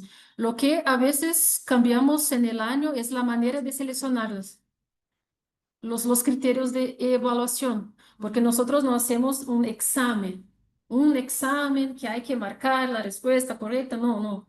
Entonces, a veces es una entrevista, a veces podemos ver las notas, no sé cómo llaman ustedes, las notas de la escuela, o a veces un memorial. Entonces, cada vez pensamos cómo va a ser los criterios de evaluación, pero las categorías hasta ahora son estas. Hay que estar en una de estas 5. Ujú.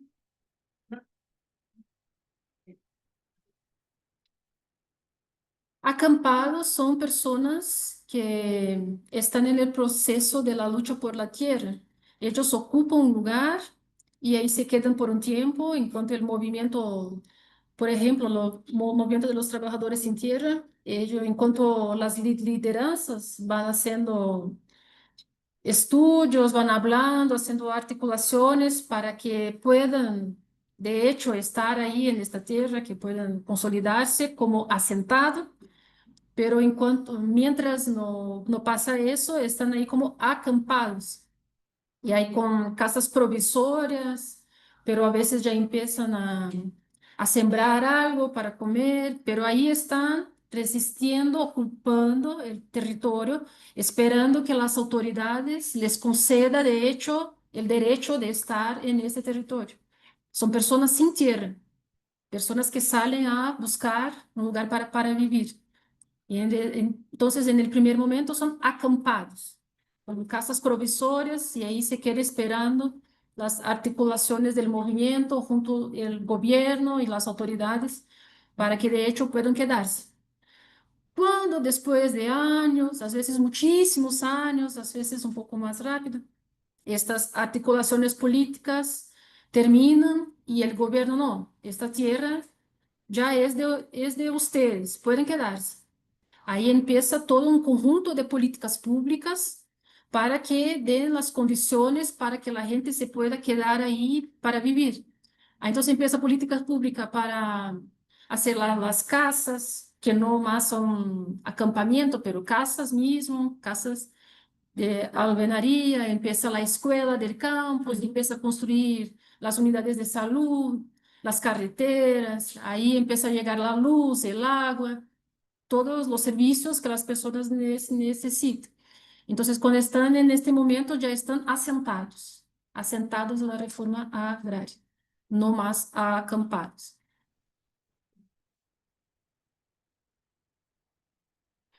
Algunas de las perspectivas orientadoras del curso: tenemos el diálogo de saberes como método de trabajo y también de concepción y construcción de conocimiento. Entonces, este diálogo de saberes uniendo los conocimientos tradicionales, los conocimientos de las comunidades, con los conocimientos de la universidad, con los conocimientos de la ciencia moderna occidental. ¿Por qué es importante decir eso?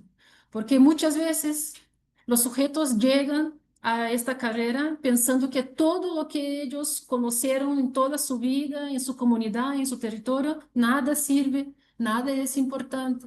Lo que hacen, lo que saben, nada importa, ¿sí? Porque muchas veces pasaron por este proceso en la educación básica en la ciudad. Entonces, cuando llegan en esta carrera, hay todo un proceso para que redescubran, para que empiecen a revalorizar sus conocimientos, su manera de vivir, sus comidas tradicionales, su manera de alimentarse, de vivir, sus prácticas. También una manera de valorizar en las personas mayores de la comunidad, que a veces cuando eran chiquitos, cuando eran niños, sí valorizaban, después llega a la escuela, ay, no sirve de nada, ahí cuando llega a esta carrera no. Van a hablar con con los mayores de la comunidad, con los ancianos, ¿eh? Para escuchar, para aprender los conocimientos de la cultura, del territorio. Y ahí ellos hacen este proceso, hablan y traen para dentro de la universidad esos conocimientos. ¿Sí? Cómo hacen, cómo practican, qué piensan, qué opinan. Y a partir de eso hacemos este diálogo con los conocimientos de la universidad. A veces hay resistencias, a veces no.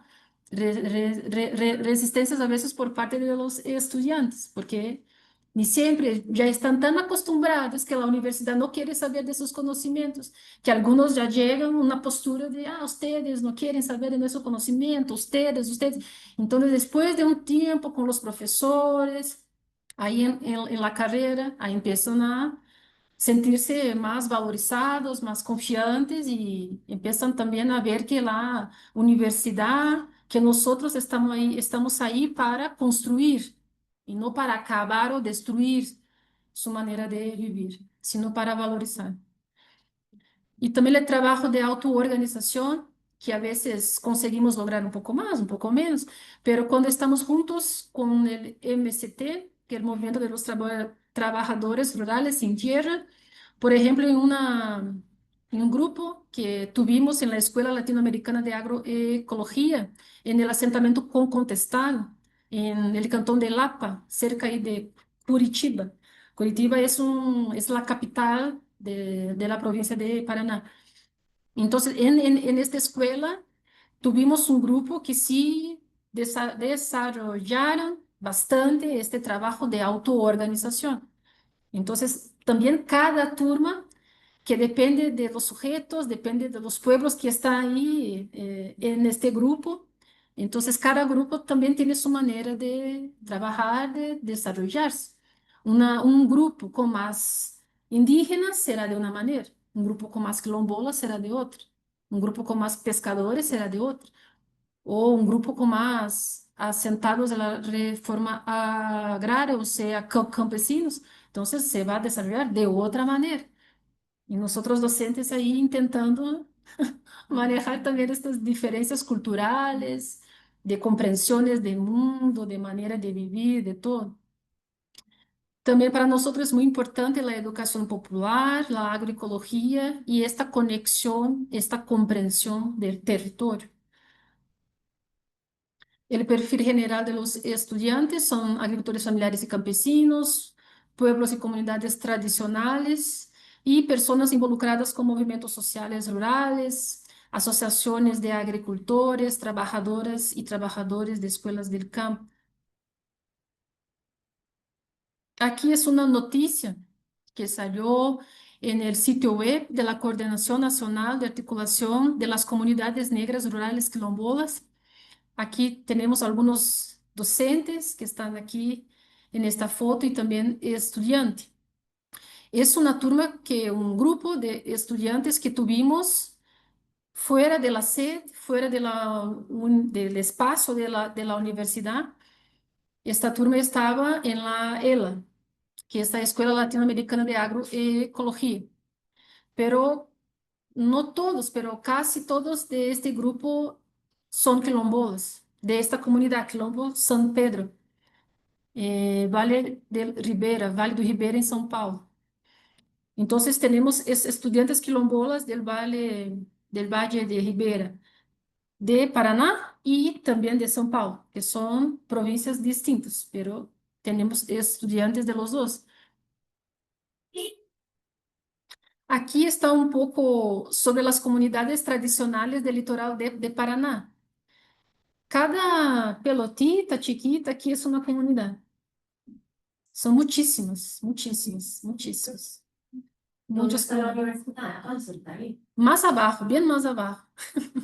Está bien, bien, bien más, Y de ahí más también abajo. vienen sus estudiantes de todas estas comunidades. De estas y de otras más.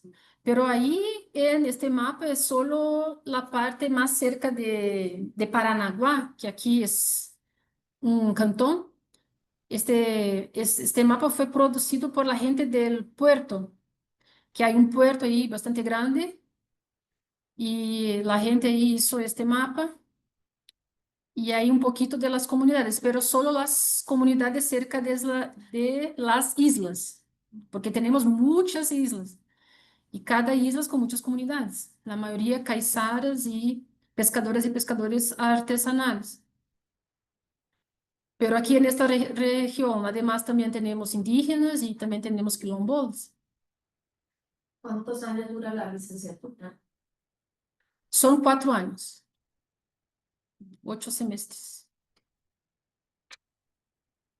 Ahí tenemos también esta relación con los movimientos sociales, el movimiento de los trabajadores rurales sin tierra. Yo les traigo porque es uno de los ejemplos de una parcería que tenemos. Ya tuvimos turmas, grupos de estudiantes con ellos. Actualmente tenemos un grupo de estudiantes que la profesora Marianela conoció, un grupo que se llama Jamboatá. Entonces, cada grupo de estudiantes, ellos no tienen un número, o sea, ellos tienen un nombre que está relacionado a la identidad del grupo. En Brasil llamamos turma de estudiantes. Para acá sería grupos, ¿sí? Cada grupo tiene un nombre. Entonces, el grupo que ingresó a la universidad 2024, ellos llaman Jamboatá. La generación. Sí, cada generación tiene un nombre. Y este nombre tiene que ver con la identidad del grupo. Entonces, actualmente tenemos este grupo de estudiantes que muchos de ellos hacen parte de esta red de Puxirão. de pueblos y comunidades tradicionales. Es una red que involucra indígenas guaraní, faxinalenses, caiçaras, pescadores y pescadoras artesanales, quilombolas, ilhéus del río Paraná, benzedeiras y pueblos de terreiro, y por ahí va. Si ustedes tienen curiosidad de entender un poco más sobre qué pueblos son, cómo viven, ver un poquito de imágenes, yo les puedo pasar algunos materiales también. Hay una política nacional de los pueblos y las comunidades tradicionales, ahí que dice los criterios, ¿sí? Quiénes son estos grupos, sus nombres, que les puedo pasar también. Y aquí también, solo para ilustrar, la universidad hace todos los años una feria de profesiones. Y ahí la gente tiene una banquita, ahí, una banca, Como una feria vocacional. una stand, y eso, una feria vocacional. Y ahí cada curso, cada carrera tiene su espacio, y ahí este fue el espacio de nosotros a unos años atrás. Ahí tenemos nuestras banderas, el girasol, que es el símbolo de la educación del campo, este tejido aquí muy colorido, llamamos chita. Entonces el curso también, la carrera tiene una identidad, sí, también una estética, una identidad, llamamos una mística, tenemos la educación del campo tiene una mística. Y también, de hecho, en el estudio estadística, y además, pequeños species, mandó entender la sabiduría. Es, el girasol también es la unión, porque es una inflorescencia, entonces muchas florecitas ahí juntas, la unión.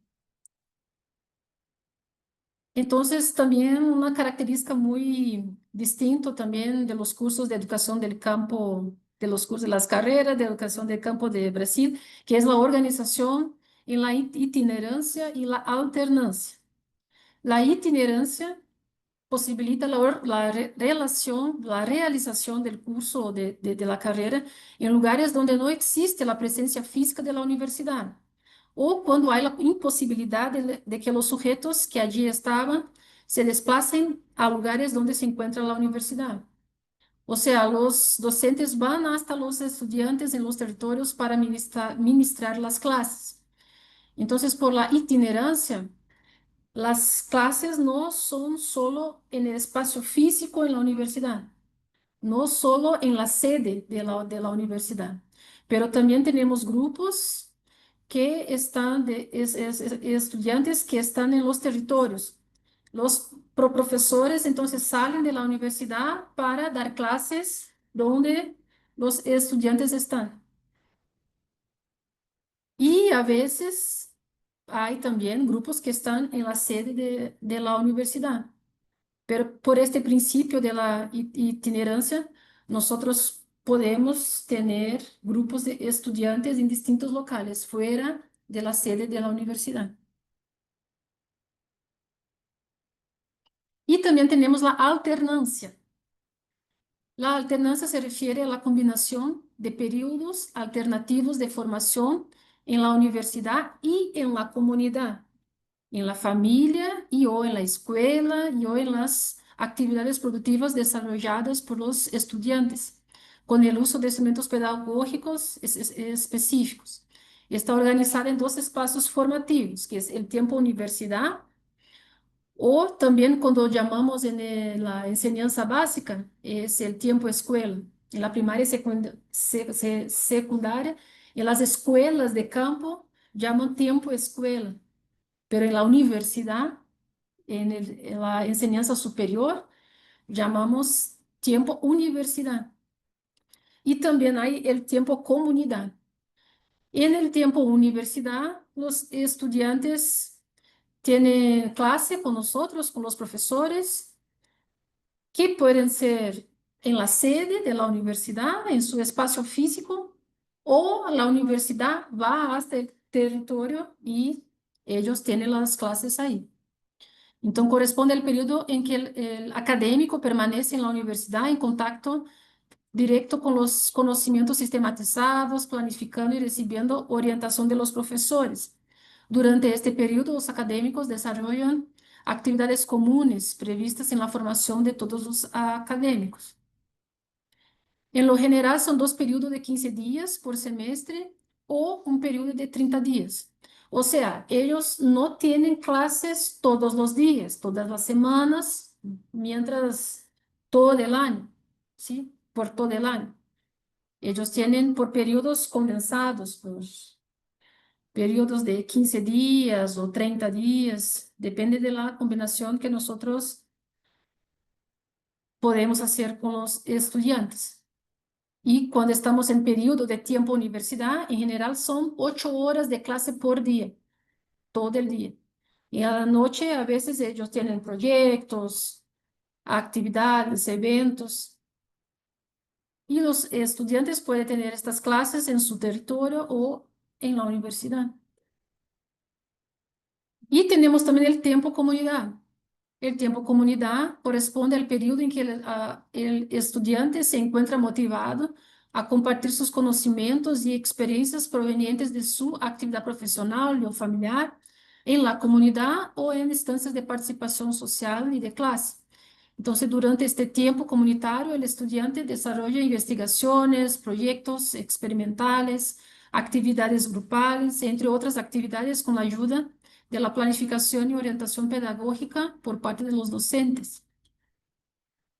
En este tiempo comunidad, los docentes también van hasta los territorios de los estudiantes para acompañar sus actividades, sus proyectos, para conocer la realidad de sus territorios. Entonces nosotros vamos hasta ellos en sus territorios para dar las clases, pero también vamos hasta ellos en sus territorios para acompañar este tiempo comunidad, que están con actividades, con proyectos, haciendo proyectos en las escuelas del campo, que ahí están en su comunidad. ¿Por qué eso? Porque es esta manera, ¿no? Así las personas ahí que organizaron y pensaron la educación del campo, visualizaron que una de las dificultades también de que las personas del campo pudieran estudiar era esta cuestión de estudiar todos los días. Y a veces hay periodos de siembra, de cosecha, de la pesca, y a veces los estudiantes, no puedo ir a clase porque tengo que pescar con mi familia. Ah, no puedo ir porque tengo que sembrar, tengo que cosechar. Y de esta forma como está organizado, nosotros respetamos, sí, las temporadas de ellos, sea de pesca, sea de cosecha, de siembra, o sea cuando hay algo en la comunidad, algún proceso de lucha política por algún derecho. Y a veces, de hecho, están una semana los indígenas están en Brasilia, la capital del país, para ahí articular, hacer reuniones con algún ministerio. Ah, entonces, mientras toda esta semana, ellos no van a estar en clases porque están en lucha. Entonces, nosotros podemos también arreglar los tiempos de clase conforme estos procesos de las comunidades. Otra cosa que no podré explicar totalmente hoy, pero es que además de todo, nosotros estamos dentro del sector litoral, que es una unidad específica de la Universidad Federal de Paraná, que tiene una organización propia, distinta de la organización de las demás carreras de la universidad. Entonces, todas las carreras que están en este sector, en este campus, todas están organizadas también en ISH, que son interacciones culturales y humanísticas, que son, llamamos módulos, ¿no? Entonces son disciplinas que ellos toman, pero dentro de este eje, un eje que se llama interacciones culturales y humanísticas.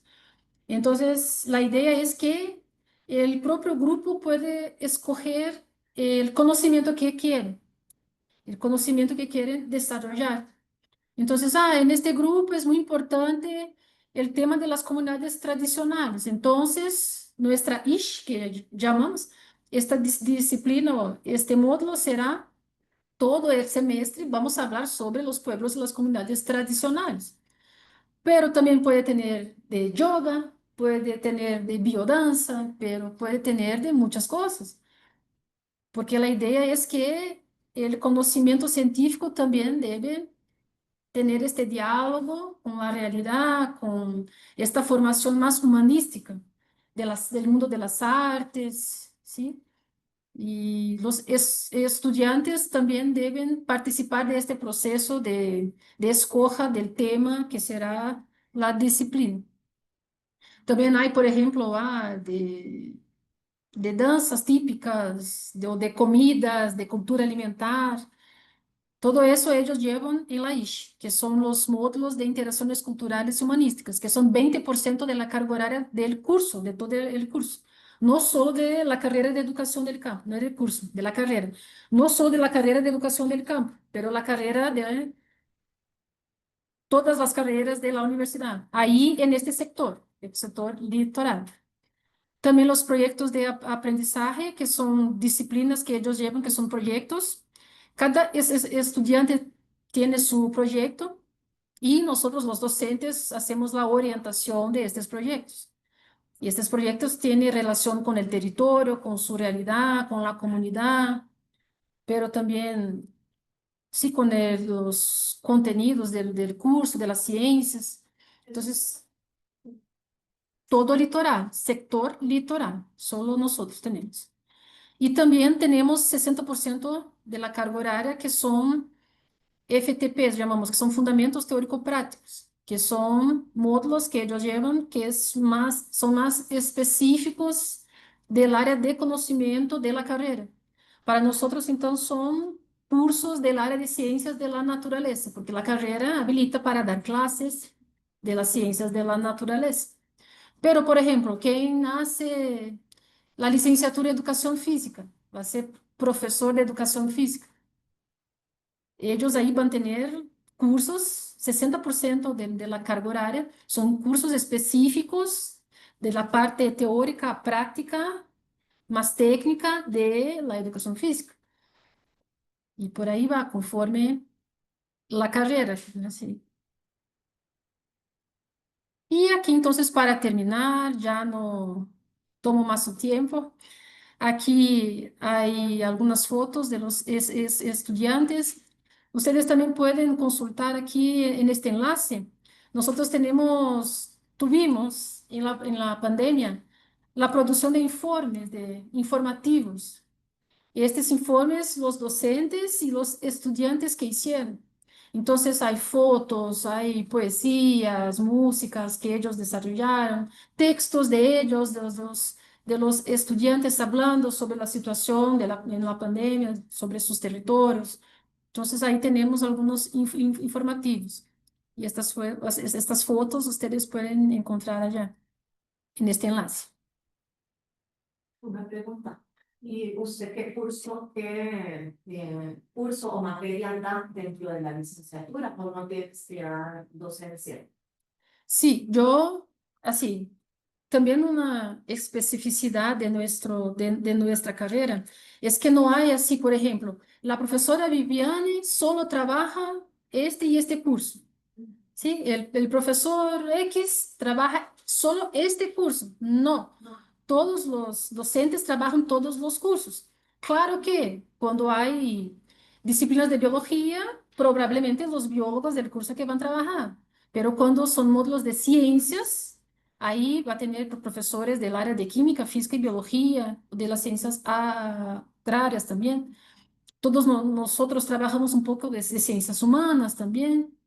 Yo hago esta interacción con el desarrollo rural, entonces yo también cuando trabajo la parte de biología hago esta interacción también con la realidad del territorio rural, con las prácticas productivas. Por ejemplo, al hablar de genética, no hablo solo de genética humana, pero también de las semillas, de los cruzamientos entre razas de pollo, de caballos, de lo que ellos conocen. Entonces, siempre intentamos hacer esta relación. Increíble, digamos, lo que se puede lograr cuando se aprueban planes así multidisciplinarios en las universidades. Porque ahora en el Congreso Universitario hay una propuesta acá para poder abrir más cursos bueno, para poder permitir cursos multidisciplinarios en la universidad, estamos muy divididos. Ujú. Y entonces, digamos, una propuesta como esta que ustedes desarrollan, uno se pone a pensar cómo eso podría ser posible. Sí, porque claro, nos falta entender cómo es que puede, por ejemplo, un profesor dar diferentes, ¿verdad?, disciplinas porque tienen que ver con su área de conocimiento. Es que Trabajar no, juntos sí, como desde otra la misma disciplina. es que no tenemos disciplinas, tenemos módulos.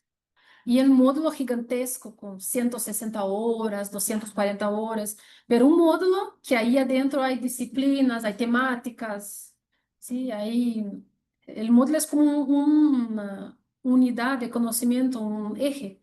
Y ahí adentro hay un montón de asuntos, de temas que los docentes hablan entre sí, dialogan y si se están de acuerdo con la ementa, no sé cómo aquí se llama, ementa. ¿Cómo? Del programa del curso.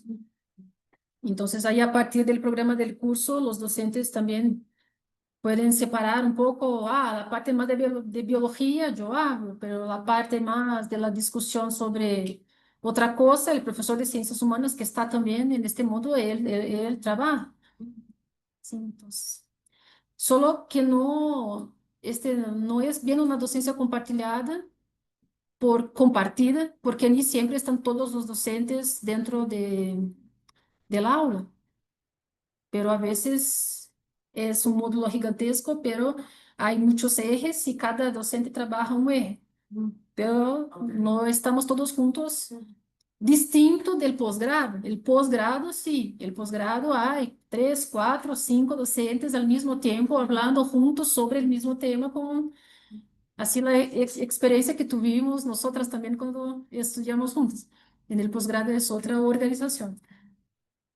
Aquí más unas fotos también que son encuentros de integración de los grupos. Entonces, como cada grupo está en un territorio, como cada grupo tiene su tiempo de alternancia, entonces un periodo. Entonces, este grupo va a tener clases de 2 a 15 de enero, pero este otro grupo no, este otro grupo es de 3 a 4 de febrero, este otro es, entonces cada grupo tiene su tiempo de clases. Entonces, una vez al año, juntamos todos los grupos para que puedan interagir entre ellos, que es el encuentro de las turmas. Y siempre tenemos nuestras banderas de los movimientos sociales y las palabras de orden, sí, todo también la parte política, que hace esta relación también con la parte científica. Entonces, ¿cómo la educación del campo puede contribuir para la soberanía alimentaria? Pienso yo que aportando conocimientos de las ciencias naturales, humanas y agrarias para la comprensión de la realidad de los territorios, contribuyendo para que los estudiantes valoricen sus conocimientos tradicionales, contribuyendo para fortalecer la lucha de los pueblos y comunidades tradicionales, agricultores familiares y campesinos, sus territorios, sus tierras, la lucha por la tierra, la producción de alimentos agroecológicos, la lucha contra el racismo ambiental, contribuyendo para fortalecer la agroecología a partir de la organización social, de la comprensión de la realidad política y de los conocimientos de las ciencias de la naturaleza, valorizando el saber campesino, la relación de las personas con la naturaleza y con la producción de alimentos, y también con la valorización de la gastronomía y de la cultura alimentar de los territorios. Entonces, pienso yo que es la práctica que yo intento hacer y algunos compañeros también para hacer esta vinculación de la educación del campo con la agroecología, pensando también la soberanía alimentaria en los territorios de los estudiantes. Y hay muchas, yo puse aquí algunas, pero hay muchas oportunidades en la alternancia. Posibilita que estudiantes que viven en regiones rurales muy lejanas puedan estudiar. Siempre nos dicen, profesora, si no tuviera este curso, para mí sería imposible, porque tengo que auxiliar mis papás, la comunidad en el trabajo, en la producción de alimentos. Entonces, con este curso, yo tengo ahí mi tiempo de siembra, de cosecha, termino, bueno, me voy a la universidad. O los docentes van hasta ellos en su territorio. Entonces, es posible conciliar el trabajo y los estudios. Los tiempos de clase son elegidos junto con los estudiantes y no se sobreponen con los tiempos de siembra y cosecha. La universidad se torna culturalmente más diversa, con la presencia de los estudiantes campesinos e indígenas quilombolas. Entonces, cuando tenemos aulas de laboratorio o cuando tenemos grupos de estudiantes, generaciones que están en la sede, porque también hay algunos que están en la sede, sí, todos saben, ahí van los estudiantes de educación del campo, porque somos indígenas, quilombolas, caiçara, pescadores y pescadoras, agricultores. Entonces la gente también sabe que ahí estamos presentes. Pero esta también es una característica del sector litoral. Es una unidad de la universidad que hay muchos trabajadores, muchas comunidades tradicionales. Y es una característica no solo de nuestro curso, más de nuestro curso, pero no solo. Es una característica de nuestro sector, del campus, que no llamamos campus, llamamos sector. Y también oportunidades en la itinerancia, con la expansión de la presencia de la universidad, que no está solo en el espacio físico, pero también está en el territorio. Y esta posibilidad de compartir con las personas de las comunidades, porque intentamos siempre que posible, no solo hacer esta relación cuando nosotros vamos a las comunidades, pero también que la gente de la comunidad, cuando es posible, también puede estar en los espacios de la universidad.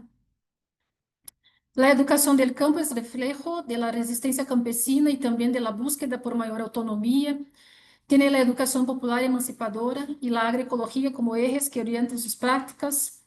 La organización y aportes teóricos de los cursos de licenciatura colaboran para la construcción de una perspectiva de educación más próxima de las necesidades de las poblaciones rurales, de su realidad y de sus necesidades. Para muchos campesinos, las carreras de licenciatura en educación del campo son una importante oportunidad para estudiar y colaborar con los procesos educativos en sus comunidades. La formación de profesores que comprendan las especificidades de las comunidades y del rural es muy importante para la consolidación de la educación del campo en la educación básica. O sea, porque yo les había dicho que a veces en la educación del campo, en las escuelas de campo, muchos profesores son de la ciudad, pero con estas carreras también estamos contribuyendo para formar personas de las comunidades para que actúen en las comunidades. Y hay algunas referencias y muchas gracias. Hola, hola, buenos días. Bueno, quería felicitar, ¿verdad? Esta forma, la nutrición digo yo, porque de alguna manera ese sentimiento de llegar a ser un profesional que está inmerso en la comunidad para acá sería como un paradigma, ¿verdad? Porque los que emigramos de las comunidades a estudiar, teníamos siempre, ¿verdad? Ese sentimiento de cómo llevar lo aprendido a la comunidad y yo creo que sería un reto en el futuro pensar nosotros desde la academia la posibilidad de que nuestras futuras profesionales vayan creciendo desde su profesión, ¿verdad? Por ejemplo, la nutrición, insertas en su propia comunidad. Claro, ahí estamos hablando de un nivel mucho más como de indígenas y población nativa, etcétera. Pero aún así yo creo que sería una excelente propuesta para empezar a hacer alternativas eh, de cómo las estudiantes nuestras, que a veces son de muchos lugares del país, podrían trabajar dentro de sus comunidades mientras aprenden.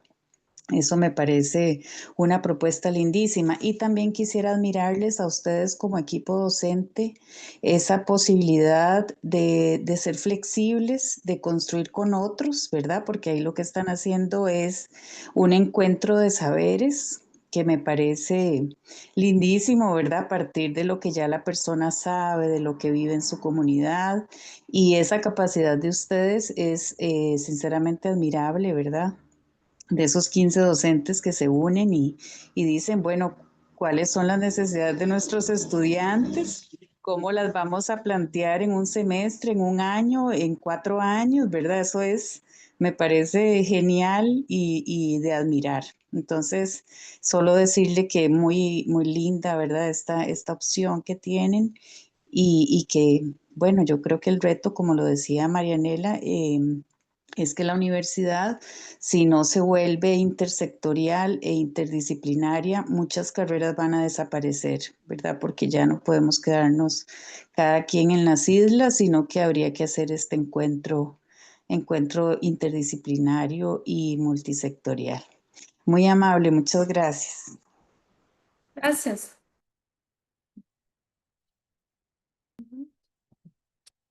Sí, yo, por ejemplo, yo en mi carrera de grado, yo no hice educación del campo, yo hice biología, yo soy licenciada en biología, pero yo pienso que esta carrera de educación del campo, ella puede contribuir para que nosotros podamos pensar desde nuestras carreras, las posibilidades que hay de esta interactuación con las comunidades, con los territorios, pero creo que nos ayuda a pensar en este sentido también.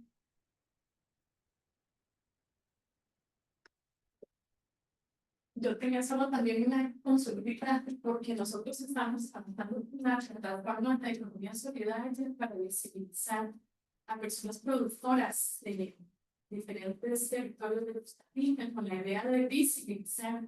Entonces, que tal vez con tu experiencia a lo mejor podamos conocer un poco más sobre de qué manera podemos valorizar, ¿verdad?, estas identidades.